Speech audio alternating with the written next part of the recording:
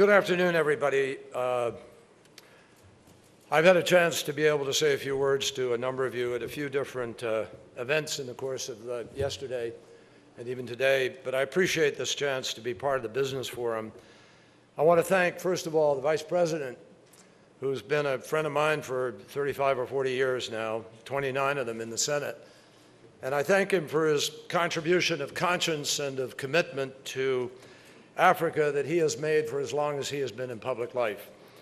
In the Senate, we worked hand in hand on Darfur, South Sudan, PEPFAR, and as the Vice President said, he has traveled far and wide, but especially as Vice President to Ghana, Kenya, South Africa, to help build transparent and accountable institutions and to help lift millions of people out of poverty. I also want to especially thank Michael Bloomberg for, and everybody has, but it's appropriate, the Bloomberg Philanthropies for sponsoring this event. Michael's contribution to Africa comes not just in the form of this summit, but through his latest commitment of $10 million that he made just this February to African countries to build media capacity with a business focus and to promote reliability in reporting, educational opportunities, and the transparencies that the Vice President just talked about that markets need in order to give capital confidence and in order to grow. And finally, I also want to thank Penny Pritzker, my partner, a fellow member of the President's Cabinet, but a terrific partner in our endeavors to make certain that people understand that in this globalized world, in the transformative societies we're living in today, that economics, excuse me, is not divorced from foreign policy. It is foreign policy, and foreign policy is economic policy. They absolutely go hand in hand, and we are working very, very closely to marry the efforts of the Commerce Department and the State Department in order to assist companies and to work for American business, but also to work for the countries that we represent in terms of their interests and their vision and their aspirations. Penny, as you all know, spent 30 years building a business empire, literally. She understands that the investments in Africa are a two-way street, and when we help nations stand on their own 2 feet, we create opportunity elsewhere in the world, and that everybody benefits as a result of that. Now, my singular responsibility and privilege is to represent the United States of America in our diplomacy. And I get to wear the hat of the top diplomat of the State Department, and it's a privilege. But I want to say something to you today that is not just from the business perspective, but which comes from the wearing of that hat, which is a reflection of the people that I see in the countries I visit, the leaders I meet and talk with, the aspirations that I hear all of them express, and the firsthand opportunity I get to sink my teeth into other people's culture, other people's history, and see the world as they see it, and see even America as they see it. Everyone here understands that we are living in a very different world from 2 years ago, from 5 years ago, 10 years ago, and certainly from the world that emerged with the fall of the Berlin Wall and the end of the Cold War. Forces have been released everywhere that have changed everything because of their own ideology in many cases, or in some cases just outlook on the world, but also because other things have changed. A world, I sat with a number of young diplomats in the State Department not so long ago, and one of them recently minted from college and the Foreign Service School and this new world of technology, made a very profound observation to me, which has had an impact on my thinking about power and how it works. He said that a world where power used to be defined exclusively in hierarchies is now a world where power is defined in networks. And in much of Africa and across the networked world, it is evident We heard the statistics earlier of the number of people who have cell phones in Africa today. Everybody shares everything with everybody all the time. And the fact is that that changes politics. It changes the cross-currents of decision-making. It changes how political leaders can or can't build consensus in order to try to make decisions and bring their people along with them as they make those decisions. It also obviously profoundly changes business, something that Bloomberg has understood way ahead of the curve, which is why they've been so successful. It changes hopes and dreams and aspirations. And every political leader and every business needs to be tuned into that reality, no matter how hard some powerful leader of a country might desire. No one can put this genie back in the bottle and change what is happening. So, because of that, we face a very common challenge, all of us together. In Africa, there are some 700 million people under the age of 30, a staggering youth bulge, unknown at any time on the face of this planet. And the fact is that all of them, or most of them, not all of them, but most of them, with their increasing awareness of this world we live in, are desperate for opportunity, yes, but also for dignity and for respect. On the other side, we all know too well, there are extremists, too many radical religious extremists, who distort theology, religion, and even ideology, and they are prepared to seduce these young people in a very calculated and disciplined way to lure them into what is nothing less than a dead end. And we've seen the instability that this creates, all of us. And what's important is that none of those extremists, they don't offer an education that helps a young person gain a skill. They don't help anybody to be able to compete. They have not one idea about a health system. They don't build infrastructure. They don't tell you how to build a nation. And they don't talk about how they will provide jobs or offer a vision for the future. They're stuck in the past. Their challenge is modernity. And because of it, it's our challenge too. So there's something else about those extremists.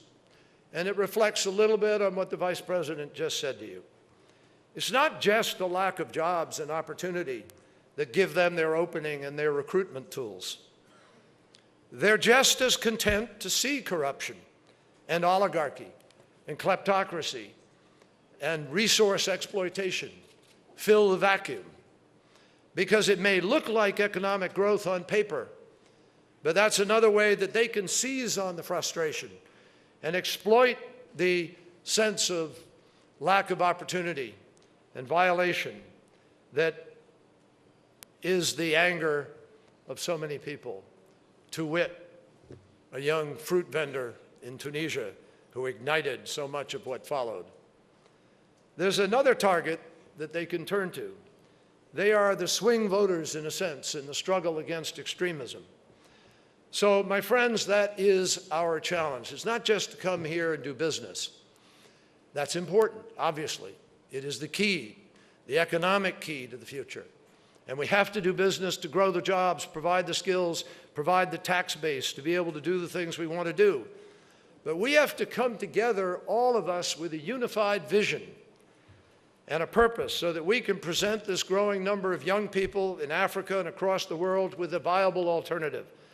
Quality education, with skills for the modern world, and with jobs that allow them to build a life and have a family and have confidence in their countries. All of us together have the greatest ability of any people on the planet to be able to provide this opportunity. And it's not just economics that creates the sustainable growth and shared prosperity. It's also this larger vision of what life is about and why there is a greater purpose than just living to work. You have to work to live, and there has to be a living there that's worth it. So we know beyond any doubt that the places, and this is a polite summary of an experience here in America where we do not profess to have all the answers, nor would we suggest to you that ours is the only track. But one thing that we have learned is that in the places where people are free not just to develop an idea, but to debate different ideas, to have not just a job, but the promise of entrepreneurship and innovation, to be able to transform the best ideas into reality and into a business and into a future.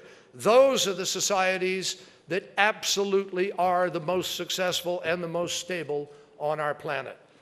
And this success is not a mystery. It's not something that's hard to achieve if you make the right choices. It's possible for all of Africa. And that is how one can choose to have an Africa that is not defined any longer, as it has not been for these last 10 and 15 years as it goes through this transformation, defined by conflict. Less and less. But it becomes an Africa that is defined by rights and by capacity, by dignity, respect, and opportunity. And opportunity is something that Boko Haram and Al-Shabaab and many other groups will never, ever provide. So when the United States is home to some of the most innovative and well-known and respected companies in the world, and when Africa is already home to some of the fastest growing economies in the world and new leadership that is anxious to grab the future, we have to do more together. We have to partner, which is the theme of this conference, to invest in the next generation, to create good jobs for young Africans, to build a stronger middle class, to provide families with clean power and clean water, to build societies where an open exchange of ideas and information are the defining hallmark. Business is not just business for the sake of business, and I think all of you know that, at least not for most of the thoughtful business people here and in our country. It is for providing the foundation for people to be able to live their lives with that opportunity, dignity, and respect. I don't have to remind anybody here that Nelson Mandela, one of the greatest leaders the world has seen in all time, did not spend 27 years in jail so that he could get out and run a business, with no disrespect to anybody here.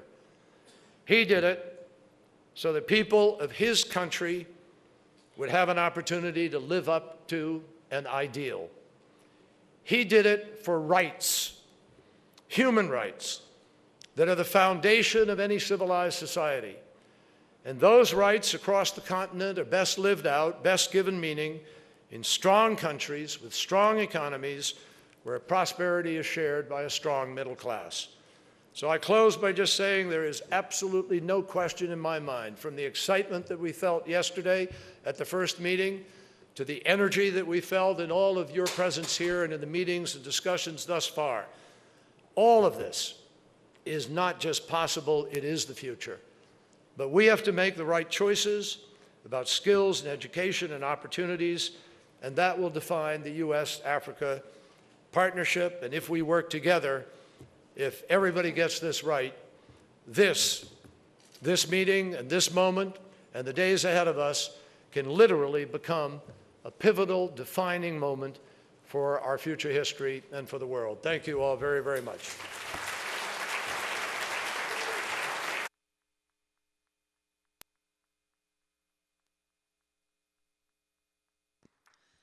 Ladies and gentlemen, please welcome to the stage the President of the Republic of Rwanda,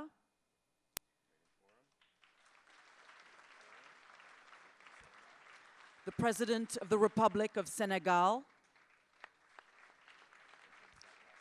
the President of the Republic of South Africa, the President of the Republic of Tunisia, the President of the United Republic of Tanzania, and our moderator, co-anchor, CBS This Morning, anchor and executive editor, Charlie Rose, Mr. Charlie Rose. Thank you.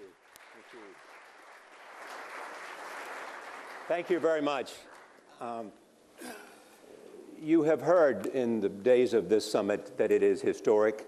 You just heard the Vice President and the Secretary of State talk about its significance, that it can change things, that it is a summit that is historic. You have also heard that this is Africa's moment, that this 21st century is Africa's century. You know that a lot of people, not just in the United States, are paying attention, but African leaders are here.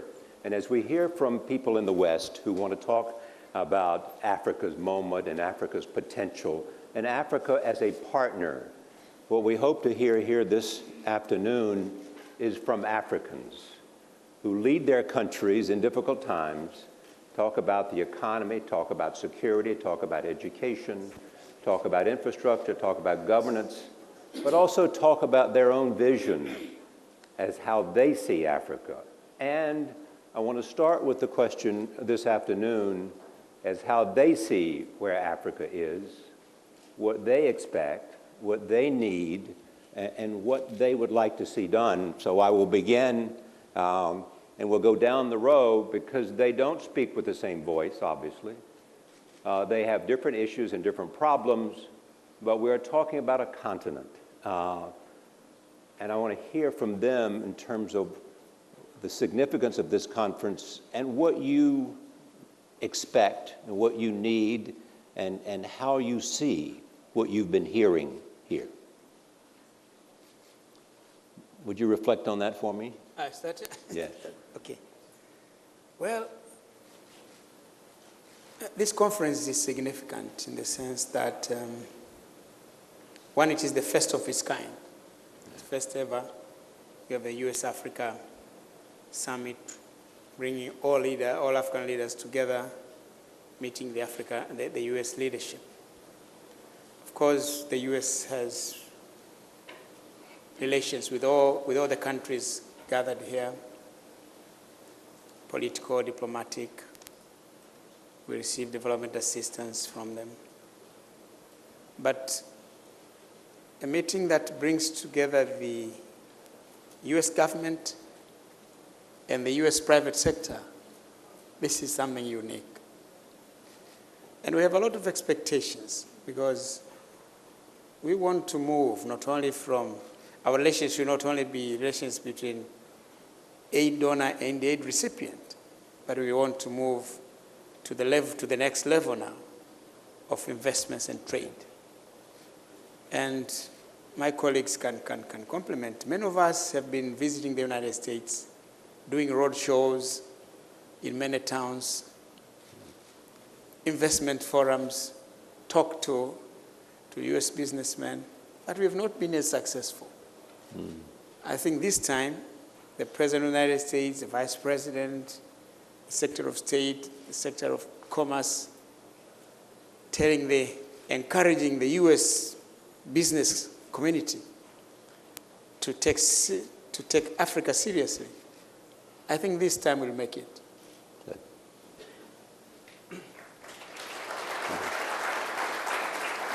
Good. Well, of course, I think that our states, African states, we are extremely interested in promoting relationship with the United States, with the American business community, of course, because if we want to solve some of our social and economic problems, we badly need the support of the United States and the American business community. But I must say also that we have to learn from history, and this is the occasion to learn from history. Let me try to imagine the problem from the perspective of African women, African young, African citizens. For them, of course, it's very important that the figures are better, that there is an improvement of the trade between the United States and Africa and so forth. But I think what's the most important for those citizens is to improve the quality of their life, to get better services, health, education, and so forth. And sometimes, having an important business community doesn't mean automatically that their life would improve. For instance, we can see in Africa what has been seen in many other countries, widening the gap between rich and poor, more and more pollution and so forth. So we have to keep this in mind and to be sure that improving the business climate, improving the economic figures and so forth, that's not enough for the African citizens.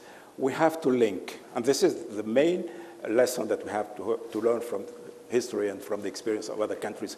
We have to link social development, political development, and economic development. Otherwise, we are going to make the same errors that have been made elsewhere. And then I wouldn't say it will be nothing, because, of course, if we do improve the fate of 100 million of people, it's important, like what's happened in China, for instance. Right. But that's not enough. The lesson that we have to draw from what happened elsewhere is that really we have to link social economic, that means social justice, political development, that means democracy and the human rights and fighting against corruption, and then the economic development. If we don't link those three factors, what we are going to have is, well, another situation leading to another crisis, and we will never end with it.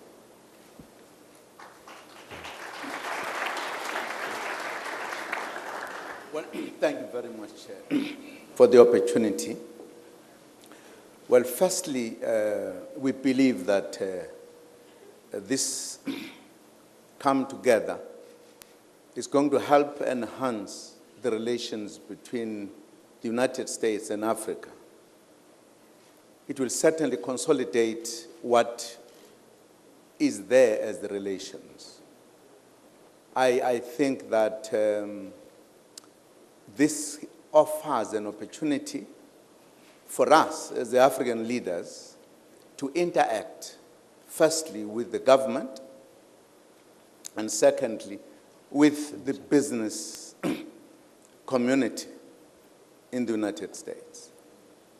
That is very important. I also think it came at the right time when Africa is, in fact, organizing itself better than before in terms of how economically it is looking at itself, how it is developing necessary things like the infrastructure, how it is looking in itself, the intertrade within Africa, which puts it in a kind of a better position.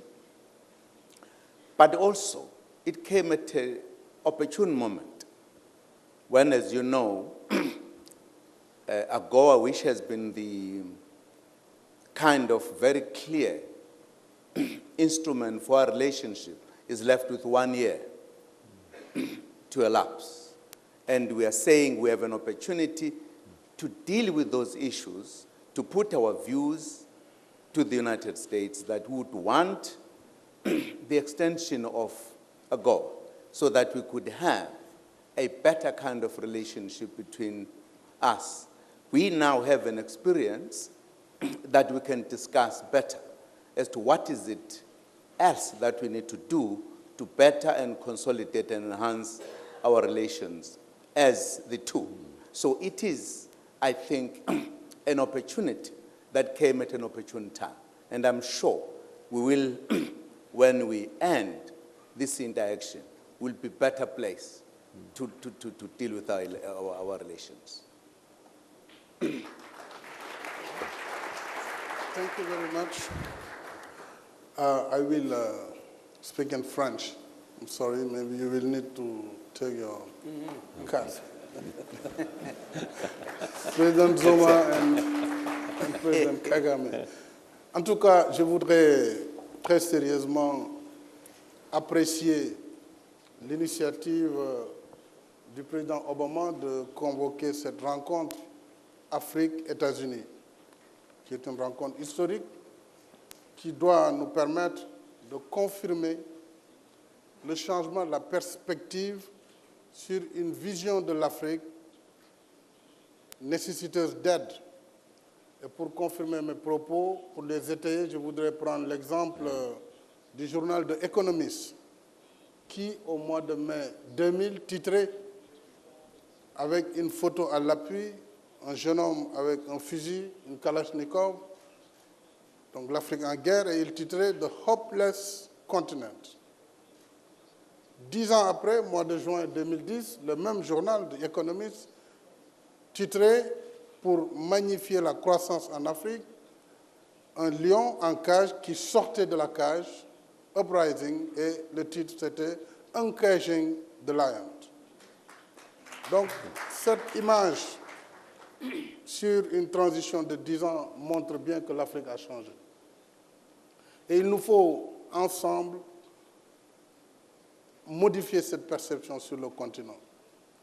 C'est ce qui fera que le monde des affaires américain pourra se sentir plus à l'aise, plus confiant pour travailler avec le secteur privé africain d'abord, en Afrique. Et l'Afrique est un vaste continent où il peut y avoir de la place pour tout le monde. Américains, Européens, Chinois, tout le monde a sa place en Afrique. C'est un continent de plus de 30 millions de kilomètres carrés où il faut tout construire. Les routes, les chemins de fer, tout est à faire. Donc, il y a de l'opportunité et pour les Africains et pour le monde global.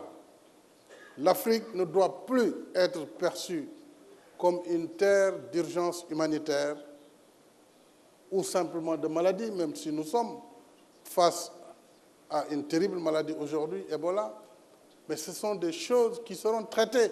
Il faut que le monde soit optimiste par rapport à l'Afrique. L'Afrique est une terre d'opportunité. C'est cette perception que nous sommes venus partager. Une terre d'opportunité où la croissance peut être partagée. Et j'ai suivi tout à l'heure le discours du vice-président Biden sur le fait que l'investissement américain sur le continent bénéficie avant tout à l'emploi américain sur son territoire et à la croissance de l'économie américaine. Donc, c'est dans ce cadre et ce partenariat gagnant-gagnant que nous sommes venus, Africains, rencontrer nos frères américains avec lesquels nous avons été séparés depuis très longtemps. Mais nous aurons l'occasion de revenir sur ces concepts de séparation, en tout cas des continents. Nous sommes très heureux d'être là pour engager avec, en particulier le secteur privé américain, les perspectives d'un continent prometteur qu'est l'Afrique d'aujourd'hui. Je vous remercie.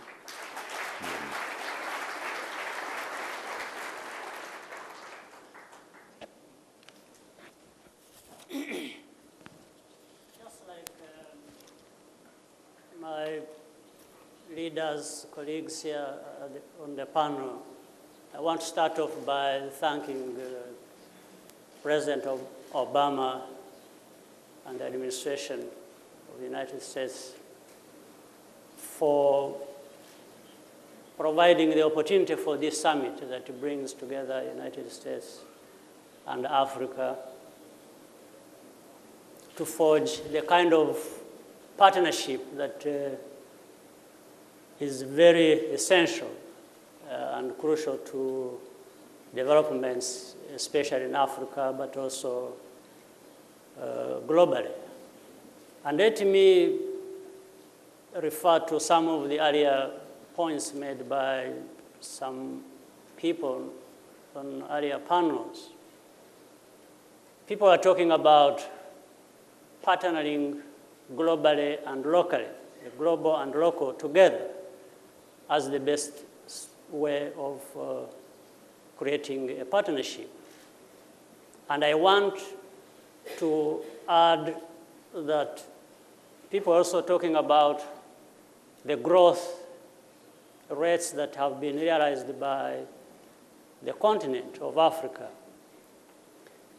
Even when there are known problems that we also talked about, for example, lack of electricity, lack of power. And somebody was saying, imagine what would happen in terms of these growth rates across Africa if there was no shortage of power. You could talk about many other things. So through this partnership, I think many gaps that exist in Africa today, whether it's technology, business, trade and investments, the benefits that come with that, and these gaps being filled, just imagine what is going to be unleashed in terms of growth as well as development. But of course, these come, they have to be grounds on which growth can translate into development. So each of the members in the partnership have responsibilities and roles to play. On our side, we still have to do more of providing for business, ease of doing business. We have to continue investing in creating rule of law. We have to continue providing education to our people and skills. Many things, including health. Our populations need to have good health, and in addition to education, to skills, this growth will continue for many years ahead. So for me, the importance of this summit is very well captured in what we can do together, in the possibilities that can be provided by the United States of America, whether it is technology, it's finance, it's different opportunities that would be availed in this partnership to Africa for the continued growth and development of our people, as well as the good returns and satisfaction of our American partners in terms of companies, as well as the political establishment that is also behind the creation of this partnership.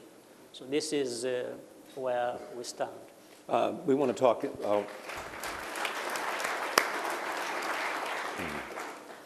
A story that was referenced is on the front pages of newspapers around the world is the Ebola crisis. There's some concern that is being expressed loudly of a tipping point.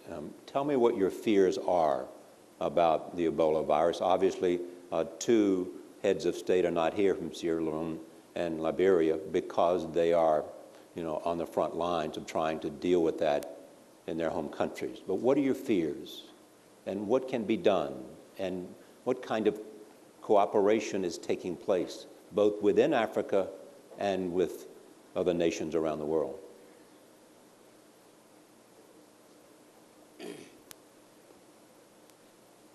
Of course, right now the epidemic is in West Africa. Right. Tanzania is in East Africa.